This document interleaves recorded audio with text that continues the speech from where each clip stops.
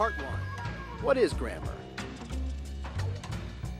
English grammar is how the parts of our language fit together to make sentences. So the way we correctly combine both words and punctuation is how we use grammar to communicate effectively with others. Now, when you're talking with your friends or during other informal situations where the pace of speech is fast and furious, perfect grammar is not so important. Say you're chatting with your buddy Jen at the coffee shop. She's talking, you're talking, the waiter asks you how you like your decaf chocolate macchiato. The last thing you're worried about is whether you're using the past perfect tense correctly. You can see that using words without grammar is kind of like playing music with the notes all messed up. It's just word noise. So, when we want to appear professional and businesslike, we use what's known as Standard Edited American English, or SEAE.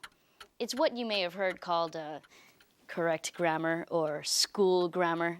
It's the dialect you'll find in textbooks, most magazines and newspapers, and in business letters and memos. Let's break down SEAE, Standard Edited American English, so we know what we're talking about. Standard. This is established language that we've all agreed to use. Edited. This implies that we're discussing a written grammar, something you've taken the time to write down correctly. American English. Pretty self-explanatory. We use this dialect here in the United States.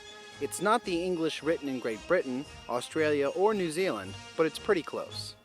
Now let's make a distinction between grammar, and vocabulary.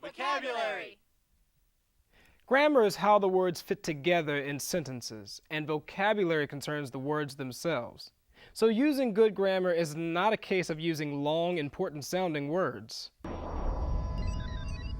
Saying, please oculate that I am self-propelling this double-wheeled transportation vehicle without the assistance of my upper limbs, yon giving birth to me woman, is no better than just saying, look ma, no hands. Remember, writing is a process, so don't make yourself crazy fretting about grammar when you're first writing your ideas down. Deal with it when you're editing your work. If you need some help on the whole writing process daily, check out the Standard Deviants on the wrinkle-free world of English composition. It'll help you get your thoughts down on paper. Now that we have a general idea of what grammar is, let's get more specific and tackle the things that constitute grammar, the parts of speech. The parts of speech. For ease and comfort, we usually place words into different groups based roughly on their form and function. The different groups are nouns, pronouns, adjectives, verbs, adverbs, prepositions, conjunctions, and interjections. Nouns. Pronouns. Adjectives. Verbs. Prepositions. Conjunctions. Articles. Interjections! Don't worry, we'll cover each one separately, so you'll be sure to understand them all.